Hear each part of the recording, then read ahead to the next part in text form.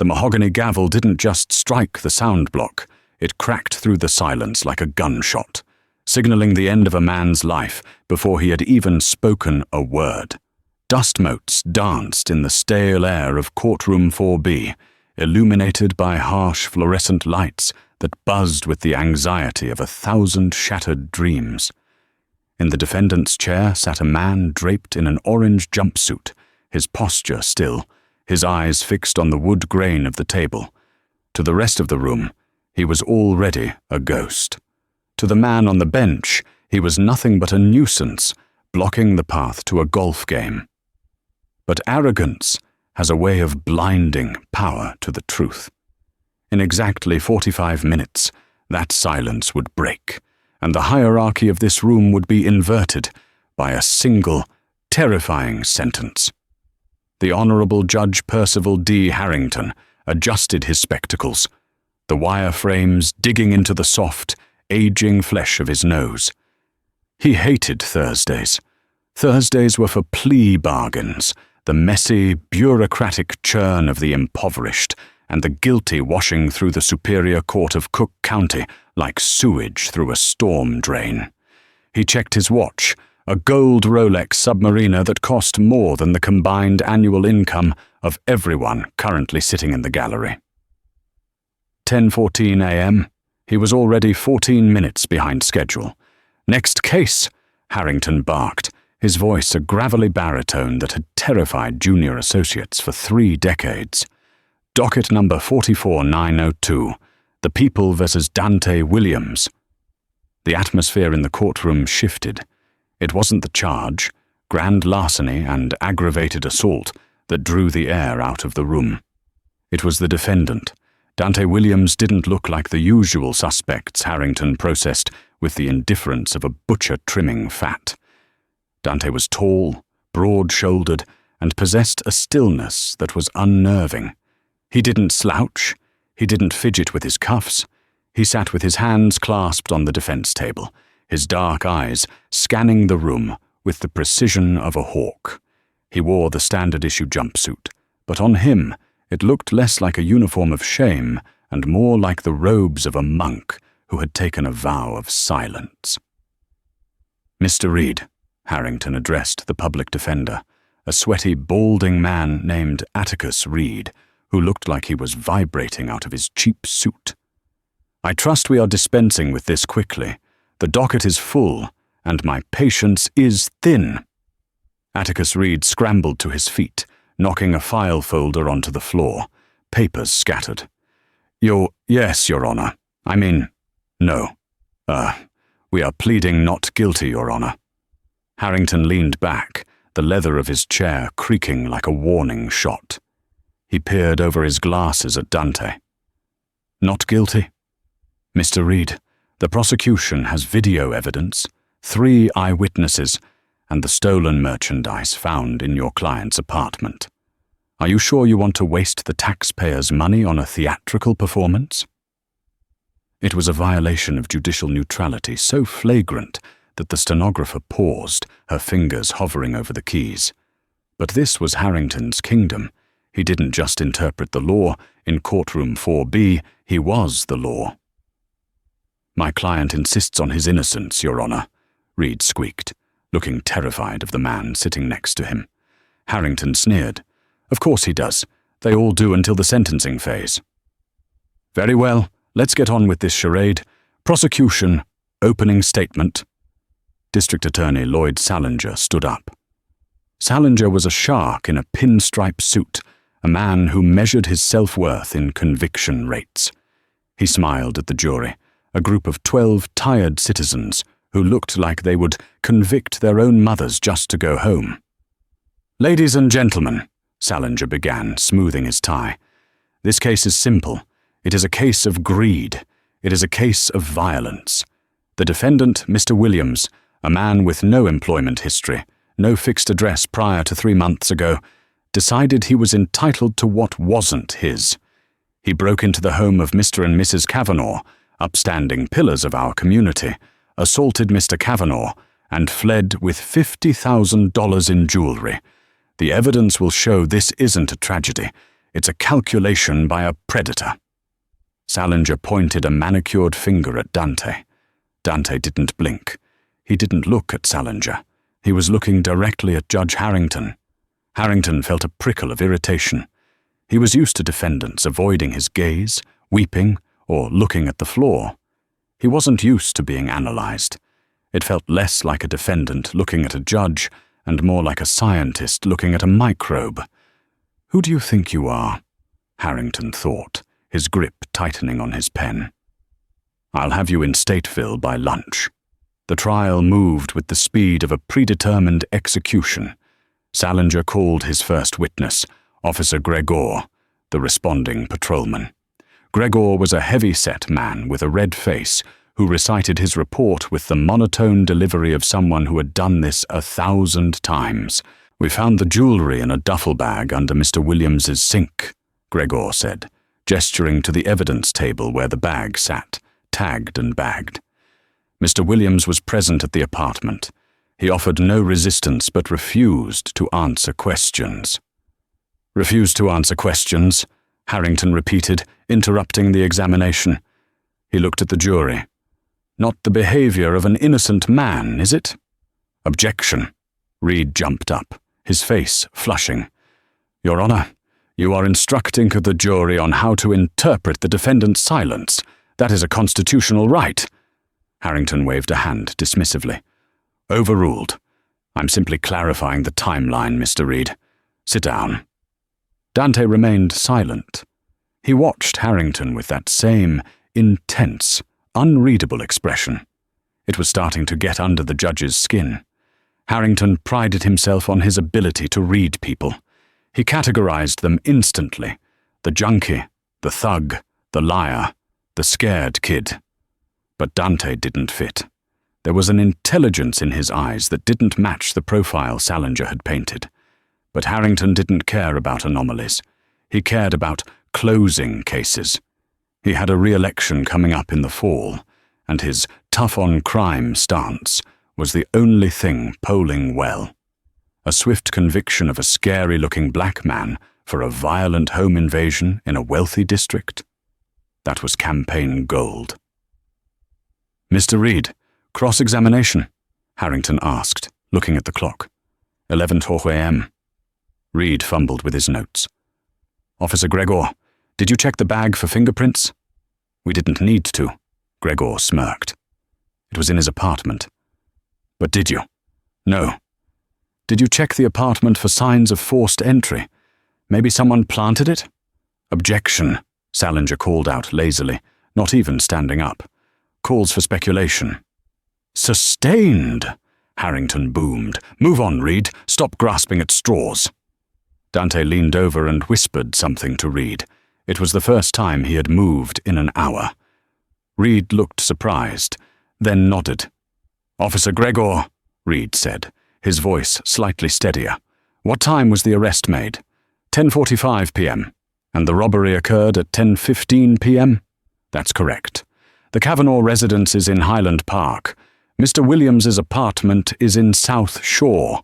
That is a 45-minute drive, minimum, without traffic. How did he get there in 30 minutes? The courtroom went quiet. It was a good point. A logical point. Harrington frowned. He didn't like logic when it interfered with his schedule. He leaned forward. "Officer Gregor, did the suspect have a vehicle?" "We didn't find one registered to him, Your Honor," Gregor said, looking confused. "But he could have stolen one." "There you have it," Harrington said to the jury. "He likely stole a car and ditched it, or drove fast. Criminals rarely obey speed limits. Next question." Reed looked defeated. The judge was testifying for the prosecution. The jury nodded along, swayed by Harrington's authority. Dante's gaze hardened. He wasn't looking at Harrington as a judge anymore. He was looking at him as a target. The prosecution called their star witness, Arthur Kavanaugh. Kavanaugh was a man who wore his wealth like armor. He walked to the stand in a bespoke Italian suit, his silver hair perfectly coiffed. He owned a chain of car dealerships and was a major donor to the Police Benevolent Association, and, though it wasn't public record, to Judge Harrington's re-election campaign. Harrington offered Kavanaugh a warm, almost deferential smile. "Mr. Kavanaugh, thank you for being here today. I am sorry for the ordeal you've been through." "Thank you, Judge," Kavanaugh said, his voice rich and smooth. "It has been traumatizing." Salinger walked the witness through the night in question.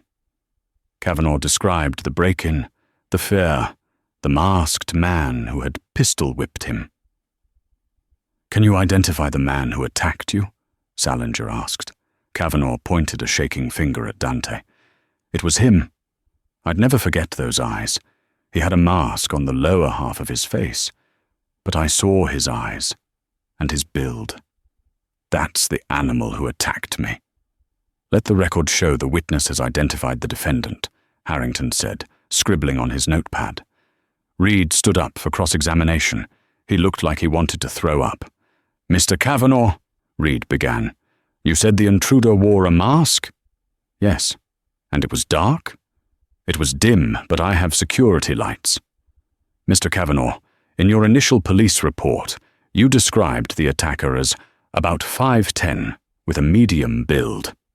My client is 6'4", and weighs 240 pounds. That is a significant difference." Kavanaugh hesitated. He looked at Salinger, then at Harrington. Harrington interjected immediately. "Mr. Reed, under duress, victims often misjudge details. Fear distorts perception. It doesn't invalidate the identification." "But, Your Honor," Reed protested, 6 inches is not a detail. It's the difference between a jockey and a linebacker." "Watch your tone, Counselor," Harrington snapped, his face reddening. "Mr. Kavanaugh has identified the man. He is sure. Are you calling this upstanding citizen a liar?" "I'm suggesting he is mistaken." "He is not mistaken." Harrington slammed his hand on the bench. "I have heard enough of this line of questioning. You are badgering the victim. Move on, or I will hold you in contempt." Reed slumped back into his chair. The defense was effectively over. Harrington had blocked every exit, sealed every crack in the prosecution's case with the mortar of his own bias. It was then that Dante Williams shifted. He slowly poured a glass of water from the pitcher on the defense table. The sound of the water hitting the glass was the only noise in the room. He took a sip, placed the glass down, and turned his head slightly. He locked eyes with Arthur Kavanaugh. Kavanaugh, who had been projecting the image of a righteous victim, suddenly faltered. He tugged at his collar. He looked away, his eyes darting to the judge. Harrington noticed the exchange. He saw the sudden fear in Kavanaugh's eyes, not the fear of a victim looking at his attacker, but the fear of a conspirator who realizes the loose end hasn't been tied off. Harrington felt a cold drop of sweat slide down his back. Why is Kavanaugh nervous? The kid is done. It's over. "The prosecution rests," Salinger announced smugly. "Mr. Reed," Harrington said, checking his watch again. 11:45 a.m. Call your first witness, and make it quick. I want to charge the jury before lunch. Reed looked at Dante. "Dante, we need to call you up. It's a Hail Mary, but it's all we have." Dante shook his head. "No witnesses." "What?" Reed whispered, horrified. "Dante, we have to put on a defense." "No witnesses," Dante said, his voice deep and resonating, loud enough for the jury to hear. "Just me." Harrington scoffed. "The defendant wishes to testify?" "Very well. Swear him in." Dante stood up. He didn't walk to the witness stand. He stood behind the defense table, his hands resting on the wood, looking like a captain on the bridge of a sinking ship who had just decided to stop the engines. "Mr. Williams," Harrington said, looking down his nose, "you understand that by testifying you open yourself to cross-examination. The district attorney will tear you apart." "I understand," Dante said. "State your name for the record," the bailiff said. "Dante Marcus Williams." Reed stood up, his legs shaking. Mr. Williams, did you rob the Kavanaugh residence on the night of November 14th? No. Where were you? I was working. Working where? Reed asked. You told the police you were unemployed. I am unemployed on the books, Dante said calmly. But I was working. I was doing a job for a private client. Salinger laughed from the prosecution table. A private client? Let me guess. Drug dealing? Running guns? Objection, Reed yelled. Sustained but barely, Harrington muttered. Mr. Williams, if you cannot provide a verified alibi, this testimony is useless. Who was this client? Dante looked at Judge Harrington. He held the gaze for a long, uncomfortable 10 seconds. The silence stretched until it became a physical weight in the room. I can't say, Dante said. It was a confidential matter. Harrington threw his hands up. Then sit down, Mr. Williams. You are wasting my time. You have no alibi. You have stolen goods in your apartment, and the victim identified you. If you are protecting some drug lord, that is your choice, but don't expect this court to have sympathy. Harrington leaned forward, his face twisted in a sneer. He wanted to hurt this man. He wanted to break that calm, stoic facade that made Harrington feel so small. You are a criminal, Mr. Williams, Harrington said, abandoning all pretense of impartiality. You are a drain on this city. You prey on the weak and the successful because you are too lazy to work for what you want. You think you are tough? You think your silence makes you strong? It makes you powerless. You have no power here. I have the power, and I am going to use it to ensure you never see daylight again. The courtroom gasped. This was grounds for a mistrial, surely. But Harrington didn't care. He was the king of courtroom 4B. Do you have anything to say before I instruct the jury to deliberate on your obvious guilt? Harrington challenged, mocking him. Dante Williams slowly unclasped his hands. He stood up to his full height. He looked at the jury, then at Salinger, then at a trembling Kavanaugh, and finally he fixed his eyes on Judge Percival Harrington. The room went deathly silent. Dante spoke. I couldn't have robbed Mr. Kavanaugh at 10:15 p.m., Your Honor, because at 10:15 p.m. I was at 422 Maple Drive, digging a hole in your basement to bury the ledger you told me to hide. Harrington froze. His face, previously flushed with anger, drained of color so fast it looked like the blood had been sucked out of him by a vacuum. 422. Maple Drive. That wasn't Harrington's home address. It was his rental property, the one under the shell company, the one nobody knew about. Dante didn't stop. He didn't raise his voice. He just kept delivering the payload. The ledger, Dante continued. That lists the bribes you took from the construction unions last year. The one you paid me $5,000 cash to bury because you said the feds were getting close. You hired me off the corner of 5th and Main. You didn't ask my name. You just called me boy and handed me a shovel. The silence in courtroom 4B didn't break. It detonated.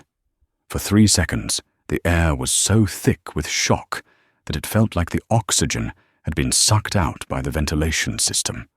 Then, the chaos arrived all at once. The gallery erupted into a cacophony of whispers, gasps, and shouted questions. The court reporter's jaw hung open, her fingers frozen above the steno machine, the record of the trial suspended in a terrifying limbo. Judge Harrington sat paralyzed. His face, usually a mask of imperious boredom, was now a portrait of absolute terror. His mind was racing, crashing against the impossible reality of the moment. How? How does he know? I wore a hat. It was dark. I never gave him my name. Order! Harrington screamed, his voice cracking, stripping away his authority with every pitchy syllable. He banged the gavel, not with the rhythmic precision of a judge, but with the frantic desperation of a man trying to kill a cockroach. "Order in this court! Bailiff, restrain the defendant! He is lying! This is perjury! Remove him!" The bailiff, a hulking man named Deputy Kowalski, hesitated. He looked at the judge, then at Dante, then back at the judge. Kowalski had been a cop for 20 years. He knew the smell of a lie, and he knew the smell of fear. The man on the bench smelled like fear. "Bailiff!" Harrington shrieked, standing up, his robes flapping like the wings of a dying crow. "I said remove him. Gag him if you have to." "Sit down, Percival," Dante said. He didn't shout. He didn't have to. His voice cut through the noise like a razor through silk. It was the voice of a man who held all the cards. "You don't give orders anymore," Dante continued, his eyes locked on the judge. "You wanted to know about my power. This is it. The truth is power, and I have a lot more of it." Atticus Reed, the public defender who had spent the last 2 hours shrinking into his cheap suit, suddenly found himself standing on the precipice of history. He looked at his client, then at the judge. The adrenaline hit him like a physical blow. This wasn't a defense anymore, it was a revolution. "Your Honor," Reed said, his voice trembling but growing louder, "if what my client says is true—" "It is a lie," Harrington bellowed, sweat now streaming down his temples, matting his grey hair. "He is a criminal trying to save his own skin. He is in contempt. I am declaring a mistrial. Everyone out. Clear the court." "No," Dante said firmly. He turned to the jury. The 12 men and women looked terrified, but they were leaning forward, hungry for every word.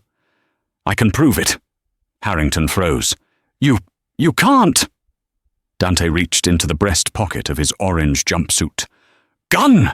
Salinger yelled, diving under the prosecution table. Deputy Kowalski's hand flew to his holster, unsnapping the safety strap. "Drop it! Hands in the air!" Dante moved slowly, deliberately. He pulled out not a weapon, but a small, crumpled piece of paper and a single, crisp $100 bill. He placed them gently on the defense table. "You paid me $5,000, Dante said to the room. 50 bills. You gave them to me in a bank envelope. I spent most of it on rent and food for my sister. But I kept one, and I kept the receipt from the gas station where I bought the shovel you made me use. Look at the time stamp." Dante slid the paper across the table toward Reed. Reed picked it up, his hands shaking violently. "Read it, Mr. Reed," Dante commanded. Reed squinted at the faded thermal paper. It's a receipt for a spade, shovel, and a pair of work gloves. Dated November 14th. Time, 9:45 p.m. Location, the Shell station on 4th and Main. "And the robbery was at 10:15 p.m., Dante said. "It takes 20 minutes to drive from that gas station to 422 Maple Drive. It takes 40 minutes to get to the Kavanaugh residence. I couldn't be in 2 places at once. Unless I can teleport. I didn't rob Mr. Kavanaugh." Salinger slowly peeked out from under the table, realizing he wasn't about to be shot, but that his career was likely catching a bullet. He stood up, brushing dust off his knees. He looked at the judge. He saw the color of Harrington's face, a sickly, pasty gray. Salinger was a shark, and sharks eat the wounded. He realized in that instant that Harrington was bleeding into the water. "Your Honor," Salinger said, his voice changing tone. It wasn't the voice of a subordinate anymore. It was the voice of a prosecutor smelling a new suspect. "If the defendant has an alibi witness, even if that witness is the presiding judge, we must investigate." "There is nothing to investigate," Harrington roared. "This is insanity. I have never seen this man before in my life. He is a black male in a high-crime area. Do you think I socialize with the likes of him?" The racism, usually veiled in judicial discretion and tough-on-crime rhetoric, spilled out naked and ugly. The jury recoiled. Dante smiled. It was a cold, terrifying smile. You didn't socialize with me, Percival. You used me. You drove up in your black BMW 7 Series. License plate PH Law 1. You rolled down the window. You were smoking a Cohiba cigar. You asked if I wanted to make a quick 500. I said yes. We drove to the house. You unlocked the back door with a key hidden under a fake rock shaped like a frog. Harrington slumped back into his chair. The frog rock. Nobody knew about the frog rock. You told me to dig in the southwest corner of the basement, Dante continued, relentless. The dirt was hard. Clay. You got impatient. You took off your jacket. You were wearing a white dress shirt with monogrammed cuffs. PDH. You got dirt on the left cuff. You swore. You said, "Damn it, Martha will notice." Who is Martha, Percival? Your wife? The courtroom was silent enough to hear a pin drop. And then, Dante lowered his voice, you handed me the ledger. It was wrapped in plastic. But the plastic ripped. I saw the first page. It didn't say, Construction Union. It said, Salinger Election Fund. All eyes snapped to Lloyd Salinger. The district attorney went pale. The shark had just realized he wasn't the hunter. He was also on the menu. What? Salinger choked out. That's absurd. Is it? Dante asked. Is that why you didn't check for fingerprints, Lloyd? Is that why you ignored the height difference? Is that why you coached Kavanaugh to identify me? Because you needed a body? Any body? Just to close the docket so you and the judge could get back to your golf game? This court is adjourned, Harrington screamed, slamming the gavel down so hard the head broke off and skittered across the bench. Everyone out, now. But nobody moved, because at the back of the courtroom, the heavy oak doors swung open. Standing in the doorway was not a bailiff, and not a member of the public. It was a woman in a sharp navy blazer, flanked by 4 agents wearing windbreakers, with 3 yellow letters emblazoned on the back, FBI. Special Agent Beatrice Connolly walked down the center aisle. Her heels clicked on the linoleum with a rhythm that sounded like a ticking clock. She didn't look at the jury. She didn't look at Dante. She looked directly at Judge Harrington. Judge Percival Harrington, she announced, her voice calm and professional, a stark contrast to the hysteria of the room. Please step away from the bench. Harrington looked at her like she was an alien. This is my courtroom, Agent. You have no jurisdiction here. Actually, Connolly said, reaching the railing, we do. We've been investigating a money laundering ring involving Cook County judicial officials and the construction unions for 6 months. We had the wires, we had the bank transfers, but we were missing the physical ledger. We couldn't find where you hid it. She turned to Dante. She nodded, a gesture of respect. Thank you, Mr. Williams, she said. We had a tail on the judge that night, but we lost him when he switched cars. We didn't know he picked up a day laborer, and we certainly didn't know he was foolish enough to hire a man with a photographic memory. You were watching me, Harrington whispered. We're executing a search warrant at 422 Maple Drive as we speak, Connolly said, holding up a piece of paper. And another one for your chambers. And, she turned to Salinger, one for the district attorney's office. Salinger dropped his briefcase. It hit the floor with a heavy thud. Deputy Kowalski, Agent Connolly said, looking at the bailiff. I believe there is an imminent flight risk in this room. Would you mind assisting us? Kowalski looked at Judge Harrington. For years, Harrington had treated Kowalski like furniture, barking orders, demeaning him in front of the court. Kowalski slowly smiled. He unhooked the handcuffs from his belt. The metallic click-click was the sweetest sound the gallery had ever heard. With pleasure, ma'am, Kowalski said. He walked up the steps to the bench. Harrington scrambled back, pressing himself against the wall, trapped by the very architecture of power he had built around himself. "Don't touch me," Harrington squealed. "I am a judge. I have immunity." "Not for racketeering, you don't," Kowalski said. He grabbed Harrington's wrist, spun him around, and slammed him chest first onto the high-backed leather chair. "You have the right to remain silent," Kowalski recited, his voice booming. "Anything you say can and will be used against you in a court of law." As the cuffs ratcheted shut on Harrington's wrists, a strange sound filled the room. It was sobbing. The lion in winter, the tyrant of courtroom 4B, was weeping like a child. Agent Connolly turned her attention to the defense table. She looked at Dante. "Mr. Williams, technically you are still in custody for the Kavanaugh robbery," she said. "The robbery that happened while he was digging a hole for the judge?" Reed interjected, finally finding his stride. "I move for immediate dismissal of all charges with prejudice." Connolly looked at Salinger, who was currently trying to make himself invisible behind a pile of files. "Mr. District Attorney, do you object?" Salinger looked at the FBI agents surrounding the room. He looked at Dante, who was watching him with that same unnerving stillness. Salinger realized that if he wanted any leniency when the feds came for him, he needed to start cooperating now. "No objection," Salinger whispered hoarsely. The people dismiss the charges." "Then you are free to go, Mr. Williams," Connolly said. Dante didn't cheer. He didn't jump. He simply nodded. He reached down, picked up the glass of water he had poured earlier, and finished it.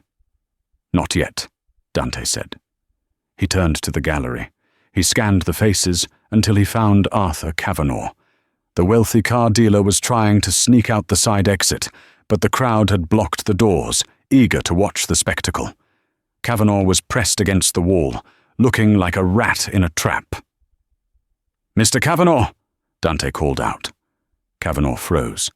"The police report says $50,000 in jewelry was stolen," Dante said, walking toward the railing. "But they found the bag in my apartment. The police planted it. But they didn't plant $50,000 worth. They only planted what you gave them." Dante turned to Agent Connolly. "Agent, if you check the inventory of the stolen goods found in my apartment and cross-reference it with the insurance claim Mr. Kavanaugh filed this morning, I think you'll find a discrepancy. He didn't just want to frame me. He wanted to commit insurance fraud to pay off his gambling debts." Kavanaugh's knees gave out. He slid down the wall, burying his face in his hands. "He owes 40 grand to the spiraling debts at the Riverboat Casino," Dante added. "I used to work security there. I saw him every Tuesday. He's not a victim. He's just another broke man in a nice suit." Agent Connolly signaled to 2 of her agents. "Pick him up." The courtroom was in mayhem. The judge was in cuffs. The prosecutor was under investigation. The victim was being arrested. And in the center of it all stood Dante Williams, the man they had all written off as powerless. He turned to Atticus Reed. The public defender looked at him with awe. "Who are you?" Reed whispered. "You said you were unemployed. You said you were nobody." Dante unzipped the top of his orange jumpsuit, revealing a plain white t-shirt underneath. He looked Reed in the eye. "I am unemployed," Dante said. "Now. But before I came back home to take care of my sick mother, I spent 10 years as a forensic auditor for the IRS. I don't just see numbers, Mr. Reed. I see the lies people tell with them." He looked back at Judge Harrington, who was being led down the steps of the bench in shame. "And nobody," Dante said, his voice echoing off the walls, "tells bigger lies than the people who think they are above the law." The news cycle did not just pick up the story of the people versus Dante Williams, it devoured it. By 5:00 p.m. that same day, the footage of Judge Harrington being led out of his own courtroom in handcuffs was trending globally. It was the kind of image that defined a decade, the arrogance of power shattered by the quiet dignity of the truth. But the cameras only captured the spectacle. They missed the quiet, grinding work of dismantling a corrupt machine, a process that began the moment Dante walked out of the courthouse doors. He stepped into the cool afternoon air, the heavy steel doors of the criminal courts building clanging shut behind him. He wasn't wearing the orange jumpsuit anymore. Atticus Reed had run to a nearby department store and bought him a pair of slacks and a button-down shirt. It wasn't fancy, but it was clean. A mob of reporters waited at the bottom of the steps. Microphones were thrust forward like spears. "Mr. Williams! Mr. Williams! How did you know about the ledger? Mr. Williams, are you planning to sue the city? Dante, look this way." Dante paused at the top of the stairs. He looked out at the city of Chicago, the skyline jagged against the grey sky. He didn't smile. He didn't wave. He simply walked down the steps, the crowd parting for him like water. Atticus Reed scurried to keep up. "Dante, wait. We need to make a statement. We need to control the narrative."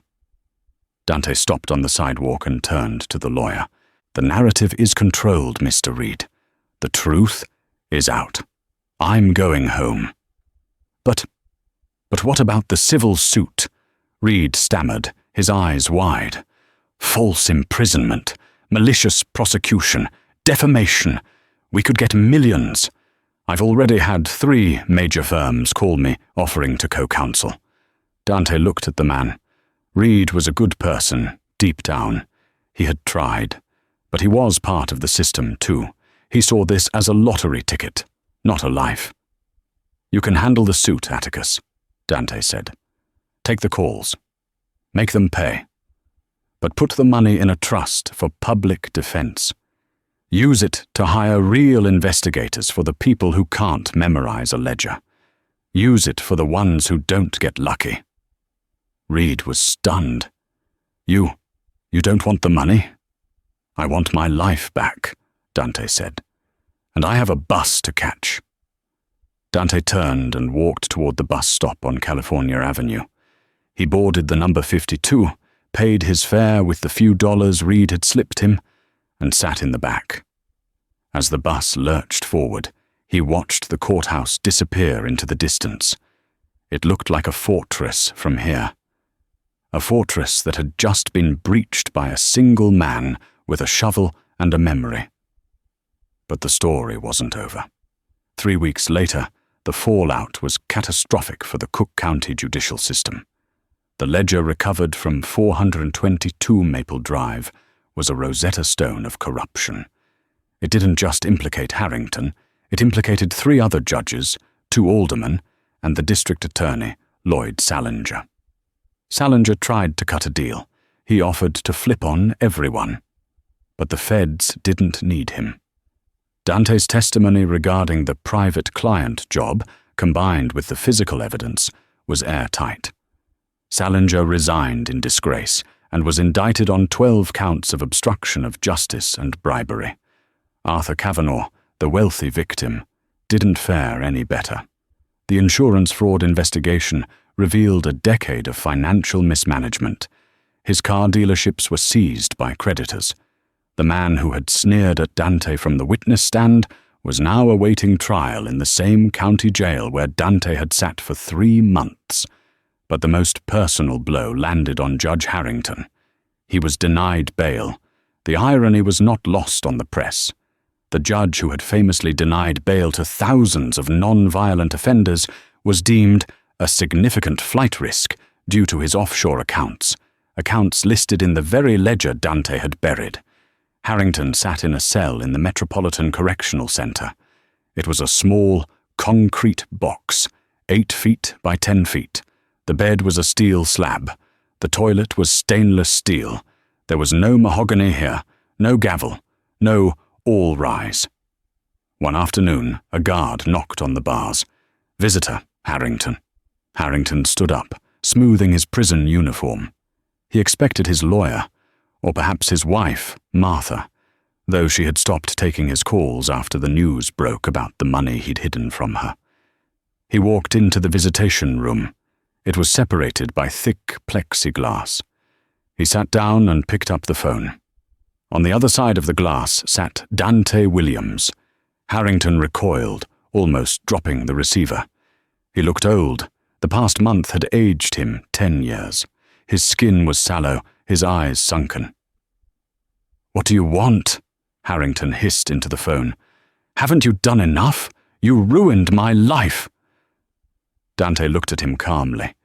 He wore a simple jacket. He looked healthy, rested. "I didn't ruin your life, Percival," Dante said. "I just stopped you from ruining others." "You think you're some kind of hero," Harrington spat. "You're a nobody, a glitch." "I came to tell you something," Dante said, ignoring the insults. "Something I didn't say in court." Harrington glared at him. "What?" "That night," Dante said, "when we were in the basement, you remember?" "I remember every second," Harrington muttered. "After I finished digging," Dante said, "you handed me the $5,000. You told me to get out. You turned your back to check the hole. I stood there for a minute." Dante leaned in closer to the glass. "There was a shovel in my hand, Percival, a heavy steel spade. You were alone. I was a nobody you picked up off the street. I knew what was in that book. I knew you were corrupt. I could have hit you. I could have taken all the money in your wallet. I could have ended it right there, and nobody would have ever known. You hadn't told anyone I was there." Harrington's eyes widened. He hadn't thought of that. The realization of how close he had come to death washed over him. "But I didn't," Dante said softly. "I took the money I earned. I walked away. Because I'm not like you. I don't take what isn't mine, and I don't hurt people to get ahead." Dante stood up to leave. "You're in here because of your choices, Percival. Not mine." I just held up the mirror. Dante hung up the phone. He turned and walked out of the visitation room, leaving Harrington alone with his reflection in the plexiglass.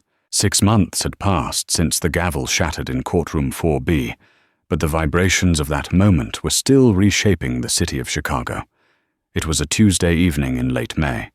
The air in the South Shore neighborhood was thick with the scent of rain on hot asphalt and the distant, rhythmic thrum of the L train.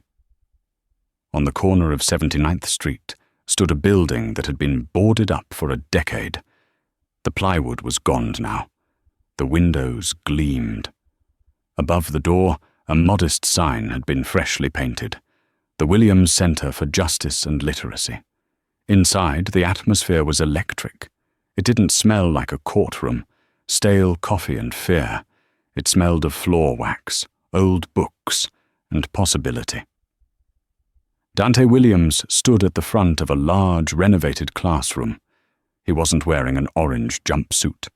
He wore a crisp white button-down, sleeves rolled up to his elbows, revealing forearms that had once dug a hole for a judge's secrets and were now building a foundation for his community.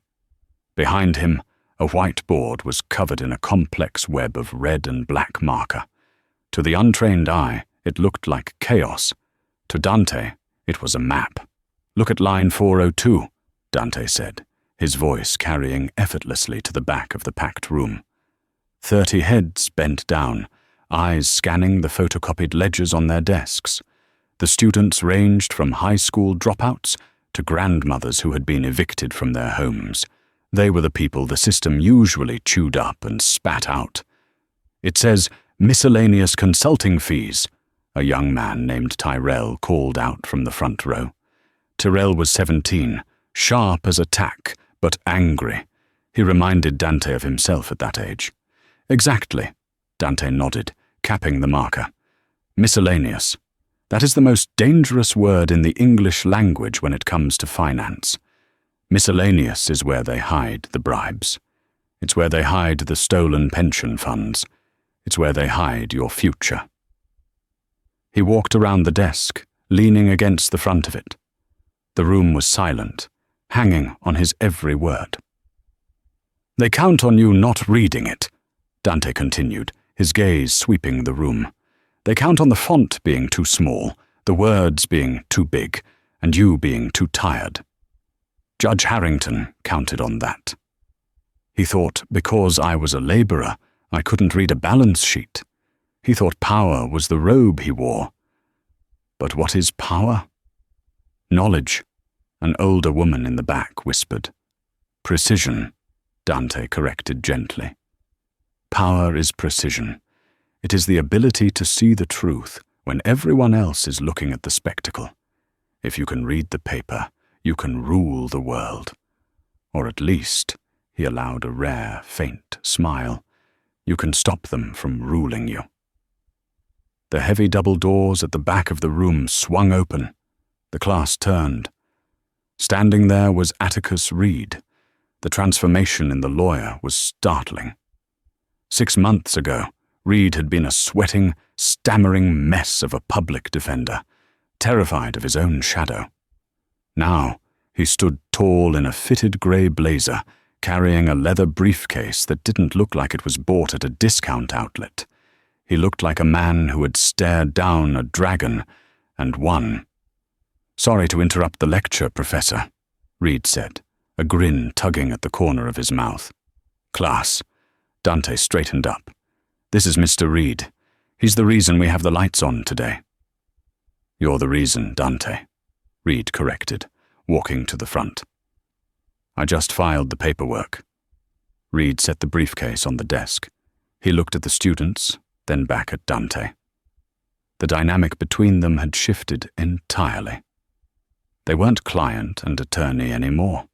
They were partners in a war that was far from over. "You have news?" Dante asked. "I do," Reed said. "2 things. First, the sentencing hearing concluded an hour ago." A hush fell over the room. Even the traffic noise outside seemed to fade. "Harrington?" Dante asked. He didn't say the name with malice. He said it with the indifference of a man discussing a closed chapter. "The prosecution asked for 10 years, Reed said, his voice ringing with satisfaction.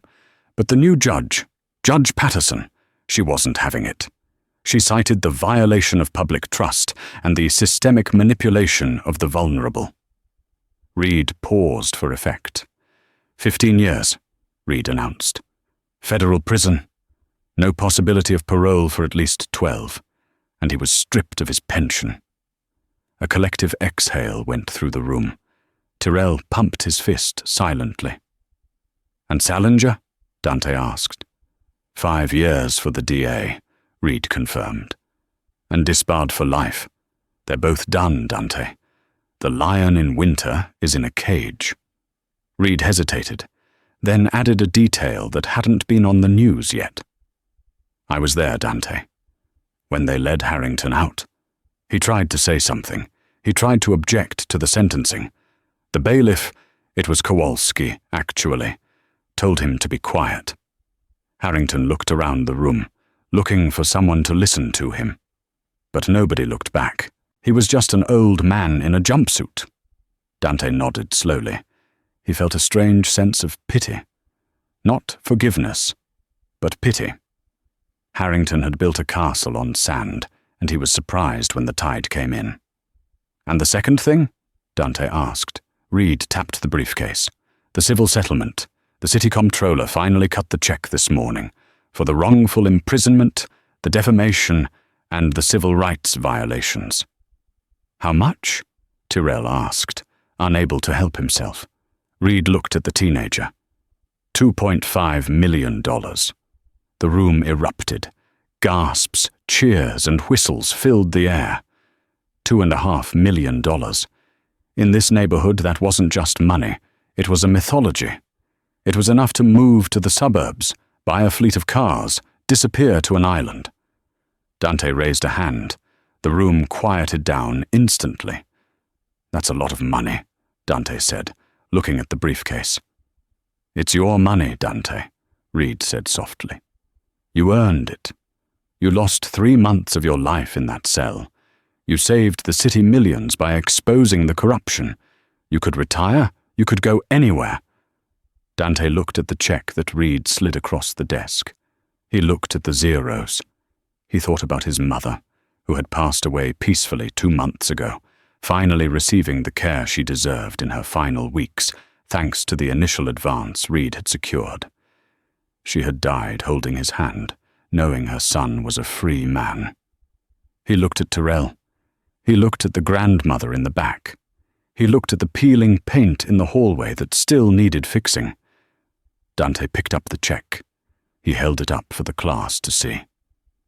"They think this is the payment," Dante said. "They think this buys my silence. They think that because I have this, I will go away and let them rebuild their little systems of control." He placed the check back on the desk and pushed it toward Reed. "Put it in the trust, Atticus." The room went deadly silent. Reed blinked. "All of it?" "Keep enough for your salary," Dante said. "The rest goes to the center. We need computers. We need a full law library. We need to hire investigators to review old cases. There are 1,000 other Harringtons out there, and there are 10,000 other Dantes sitting in cells right now who didn't memorize a ledger." Dante turned to the class, his eyes burning with an intensity that made them sit up straighter. "I don't want a mansion," he said, his voice low and fierce. "I want an army. I want to teach you how to do what I did. I want every single one of you to be able to walk into a courtroom or a bank or a police station and know exactly where the lies are hidden. That is worth more than $2 million. That is priceless." For a second, no one moved. Then Tyrell stood up and started clapping. Then the grandmother. Then the whole room. It wasn't polite applause. It was a thunderous, rhythmic ovation. Later that evening, as the sun dipped below the Chicago skyline, turning the clouds into bruised purples and fiery oranges, Dante stood on the flat roof of the community center. The wind whipped at his collar. The city lights were flickering on, a sprawling grid of millions of lives. Atticus Reed stepped out onto the roof, holding 2 cold sodas. He handed one to Dante and leaned against the parapet next to him. "You know," Reed said, watching the traffic on 79th Street. "I had a dream about that trial last night. I dreamt about the moment you stood up. I was digging a hole in your basement. It still gives me chills." Dante took a sip of the soda. It was a good hole, straight edges. Deep. Reed laughed. "You're impossible. You just gave away a fortune, and you're critiquing your digging technique." "The details matter, Atticus," Dante said, looking at the horizon. "Harrington forgot the details. That's why he fell." They stood in companionable silence for a moment. "So, what's next?" Reed asked. "We have the money, we have the building, we have the momentum. What is the end game, Dante?" Dante turned to look at the lawyer. The man who had once been part of the assembly line was now stopping the gears from turning. "The end game," Dante said, "is that the next time a judge looks down from the bench at a man in an orange jumpsuit, he doesn't see a nobody. He wonders if he's looking at the man who knows where the bodies are buried." Dante finished his drink and crushed the can in his hand. "I want them to be afraid, Atticus, not of violence, but of the truth. I want them to know that we are watching, and we are taking notes." Dante turned and walked back toward the roof access door. He paused, his hand on the handle, and looked back at Reed. "Coming? We have a lot of work to do." Reed smiled, pushed off the wall, and followed him. "Right behind you, partner." The door closed, leaving the roof empty. But down below, the lights of the Williams Center for Justice burned bright in the darkness. A lighthouse in a storm, signaling to everyone who had been forgotten, ignored, or underestimated. You are not powerless. You are just getting started. That is the story of Dante Williams. It's a story that reminds us that the scariest thing to a corrupt system isn't a weapon. It's a mind that refuses to be intimidated. Dante didn't just win a court case. He dismantled a hierarchy because he paid attention when everyone else looked away. It makes you wonder how many injustices are happening right now, just waiting for someone with the courage to speak one simple, undeniable sentence of truth. If this story inspired you, please hit that like button. It really helps the channel grow and reach more people. Share this video with someone who believes in justice, and if you haven't already, subscribe and turn on notifications. We have more stories of underdogs taking on the world coming soon. Thanks for watching.